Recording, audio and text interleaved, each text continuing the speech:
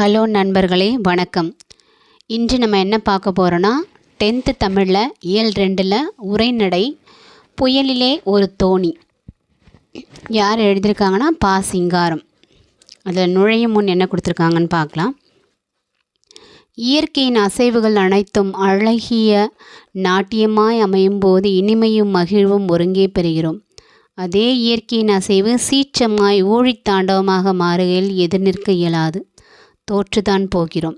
சுற்றியுள்ள இயற்கை நம்மை சுருட்டி செல்ல எத்தனிக்கும் போது புயலின் பெருங்காட்சி உயிரை உறைய வைக்கிறது.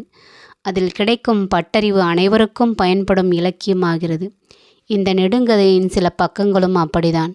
புயலின் சீற்றத்தை கண்முன் விவரிக்கின்றது. புயல் மழை தெரிக்கும் அக்காட்சி. 19ஆம் நூற்றாண்டின் தொடக்கத்தில் தெற்காசிய நாடுகளில் பல்வேறு நாடுகளை சேர்ந்தவர்கள் குடியேறினர். அவர்கள் குடியேறிய இனங்களில் தமிழினமும் ஒன்று. தமிழ் குடிகள் மலேசியா, சிங்கப்பூர், இந்தோனேஷியா நாடுகளில் நெடுங்காலமாக வாழ்ந்து வருகின்றனர். நூலாசிரியர் அவ்வாறே புலம்பெயர்ந்த தமிழர்கள் ஒருவர். அவர் இந்தோனேஷியாவில் மெபின் நகரில் இருந்தபோது 2ஆம் உலகப் போர் நிகழ்ந்தது. ஆசிரியரின் நேரடி அனுபவங்களோடு கற்பனையும் கலந்த கதைதான் புயலிலே ஒரு தோணி என்னும் புதினம். புயலிலே ஒரு தோணின்றது என்னன்னா ஒரு புதினம் வகை சார்ந்தது. கடற்பயணத்தில் கண்ட காட்சிகளும் அதன் தொடர்ச்சியாக நடைபெறும் நிகழ்வுங்க தான் இக்கதை பகுதி. கொளுத்தி கொண்டிருந்த வெயில் இமை நேரத்தில் மறைந்துவிட்டது. புழுங்கிற்று. பாண்டியன் எழுந்து போய் அண்ணாந்து பார்த்தான். மேகப்பொதிகள் பறந்து திரண்டொன்றி கும்மிருட்டு இறுகி நின்றன. அலைகள் எண்ணெய் பூசியவை போல் மொழுவென நெளிந்தன. காற்றையே காணோம். ஒரே இறுக்கம். எதிர்கோடியில் வானையும் கடலையும் மாறி மாறி பார்த்தவாறு கப்பித்தானுடன் பரபரப்பாக பேசிக்கொண்டிருந்த மாலுமிகள் திடுமண பாய்மரத்தை நோக்கி ஓடி சென்று கட்டு கயிறுகளை இறுக்கிறார்கள். விவரிக்க இயலாத ஓர் உறுத்தல் ஒவ்வோர் உணர்விலம்பப்பட்டது. எல்லோரும் எழுந்து ஒருவர் முகத்தை ஒருவர் பார்த்து மிரண்டு விழித்தனர். கிடுகிடுக்கும் இடி முழக்கத்துடன் மின்னல் கீர்ச்சிகள் வானை பிளந்தன.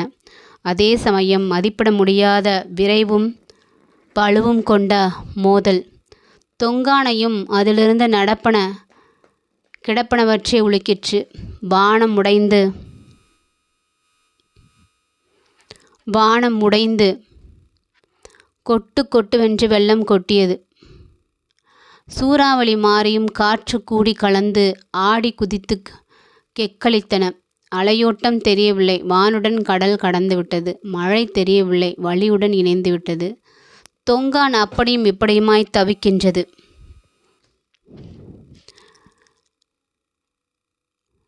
விழுந்து திணறி தத்தளித்தது. எலும்புகள் முறிவது போல நொறுங்கள் ஒளி. தலைக்கு மேல் கடல்.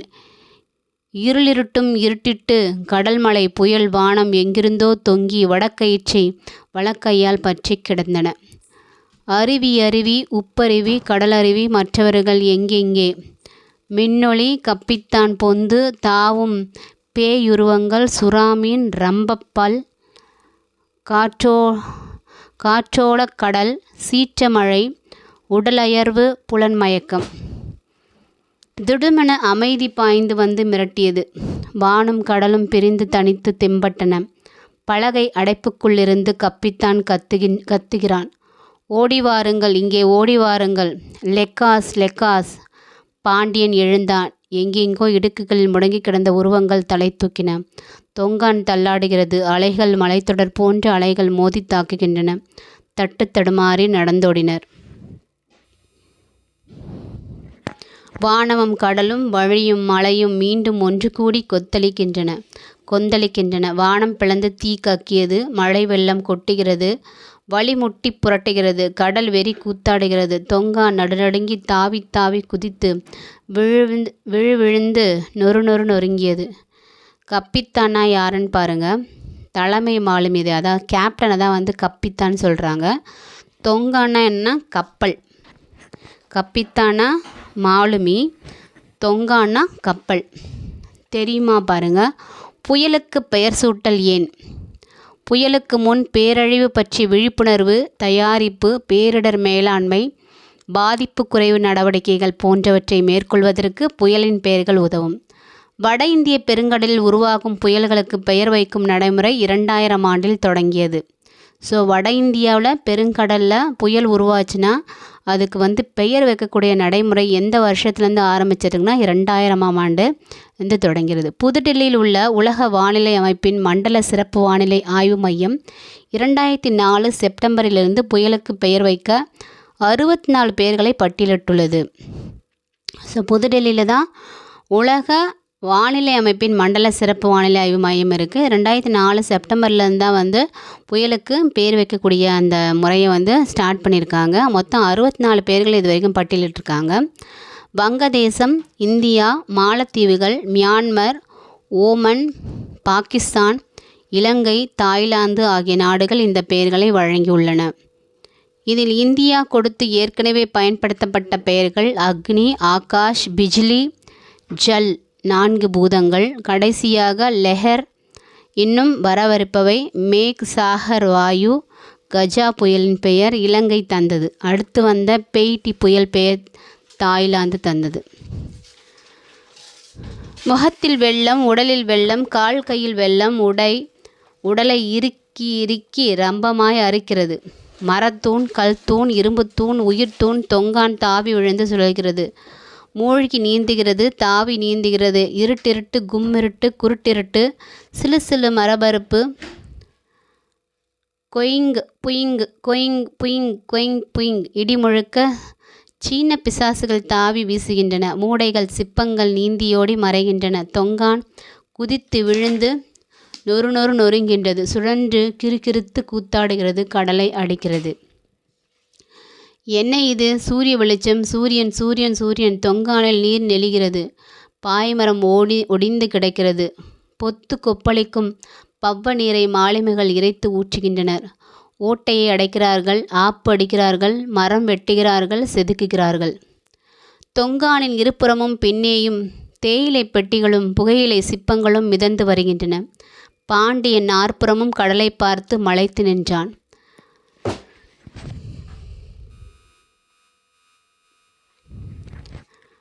கடற்கூத்து எவ்வளவு நேரம் நீடித்ததென்று கணக்கிட முடியவில்லை. தெரிந்து கொள்வோம் பாருங்க. இடம்புரி புயலும் வலம்புரி புயலும்.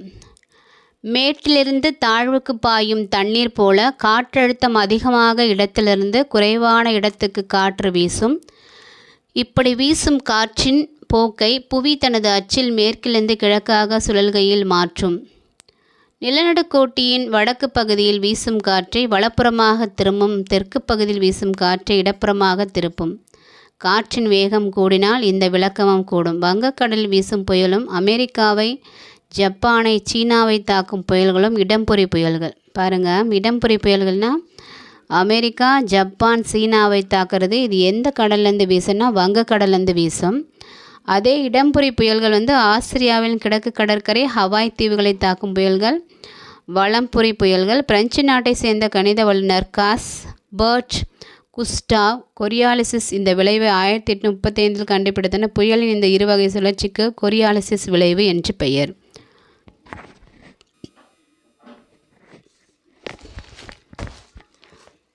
தொடங்கிய போதோ முடிந்த போதோ, முடிந்து வெகுநேரம் வரையிலோ யாரும் கடிகாரத்தை பார்க்கவில்லை. பார்த்தபோது எல்லா கடிகாரங்களும் நின்று போயிருந்தன. தொங்கான் தன் வசமின்றி தடுமாறி செல்கிறது. கடற்கூத்தின் போது மாலுமிகளாக தூக்கி எறியப்பட்ட பெட்டிகளும் சிப்பங்களும் மூடைகளும் மிதந்து உடன் வந்தன. புயல் மயக்கத்திலிருந்து யாரும் இன்னும் முற்றாக தெளிச்சி பெறவில்லை. பின்னாங்கு எவ்வளவு தொலைவில் இருக்கிறது? எப்போது போய் சேரலாம்? பதில் சொல்வார் யாரும் இல்லை. இரவில் மேல்தட்டுக்கு கப்பித்தான் வானையும் கடலையும் ஒரு சுற்றும் பார்த்துவிட்டு தலையை சொரியலானான். பாண்டியன் நெருங்கி சென்று நிலவரத்தை கேட்டான். கப்பித்தான் சீனமும் மலாயும் கலந்த மொழியில் சொன்னான். இனிமேல் பயணமில்லை. 2 நாளில் கரையை பார்க்கலாம். அன்றிரவு யாரும் உண்ணவில்லை, பேச்சாடவில்லை. மறுநாள் காலையில் சூரியன் உதித்தான். கடல் அலைகள் ஒன்றன் பின் ஒன்றாய் முந்தியதை தொடர்ந்து பிந்தியதாய் வந்து பொத்தென்று தொங்கானை மோதின. பறவை, மீன்கள் இருபுறமும் கூட்டம் கூட்டமாய் பறந்து விளையாடின. தொங்கான் மிதந்து சென்றது.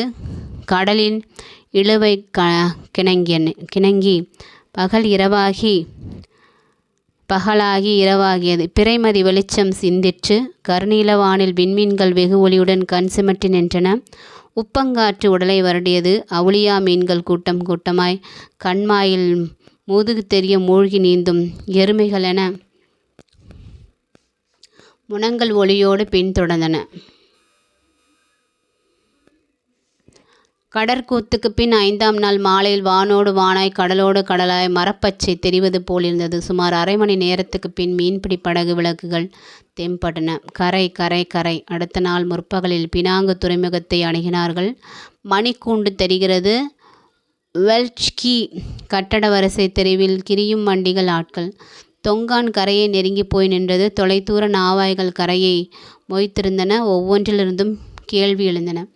எங்கிருந்து வருகிறீர்கள்? எங்கிருந்து வருகிறீர்கள்? பிளவான் சுமத்ரா பிரயாணிகள் துடுப்பு படகில் இறங்கி போய் நடைப்பாலத்தின் ஏறி நடந்து சுங்க அலுவலகத்திற்கு சென்று பிரயாண அனுமதி சீட்டுகளை நீட்டினர். தமிரோ ஜப்பானிய அதிகாரி உரிமினார். யா மஸ்தா, தமிழர்கள் தாம் என்று தலை குனிந்தி வணங்கி தெரிவித்தனர். பிரயாணிகளை சில வினாடிகள் நோட்டமிட்ட அதிகாரிகள் சீட்டுகளில் முத்திரை வைத்து திருப்பி கொடுத்தனர். நூல்வெளி பார்க்கலாம். புலம்பெயர்ந்த தமிழர்கள் பற்றிய முதல் புதினம். புயலிலே ஒரு தோணி. இந்நூலாசிரியர் ப. சிங்காரம். இவருடைய காலம் பார்த்திங்கன்னா 1920லேருந்து 1997. இந்தோனேஷியாவில் இருந்தபோது தென்கிழக்காசிய போர் மூண்டது. அச்சூழலில் மலேசியா, இந்தோனேஷிய பகுதிகளில் நிகழ்வதாக உள்ள கற்பனை படைப்பு இப்புதினம். இதில் கடற்கூத்து என்னும் அத்தியாயத்தின் சுருக்கப்பட்ட பகுதி இங்கே பாடமாக கொடுத்துருக்கு. ப. சிங்காரம் சிவகங்கை மாவட்டம் சிங்கம்புணரியை சேர்ந்தவர். வேலைக்காக இந்தோனேஷியா சென்றார். மீண்டும் இந்தியா வந்து தினத்தந்தி நாளிதழில் பணியாற்றினார். எந்த நாளிதழில் பணியாற்றினார்னு கேட்கலாம். தினத்தந்தி நாளிதழில் பணியாற்றியிருக்கார். இவர் அன்றைய சூழலில் அவருடைய சேமிப்பான 7.5 லட்சம் ரூபாய் மாணவர்களின் கல்வி வளர்ச்சிக்காக வழங்கினார். அதுக்கு கீழே பாருங்கள் ஒரு தகவல் கொடுத்துருக்காங்க. முன் தோன்றி மூத்த குடி பழ பழவின் பயங்கெழு கொள்ளி. இது என்னென்னா அகநானூறு பாடல். நாமக்கல் மாவட்டத்தின் கொல்லிமலை. ஸோ இதோட இந்த வீடியோ க்ளோஸ் ஆகுது. அடுத்தது இலக்கணம் அடுத்த வீடியோவில் பார்க்கலாம். தேங்க்யூ.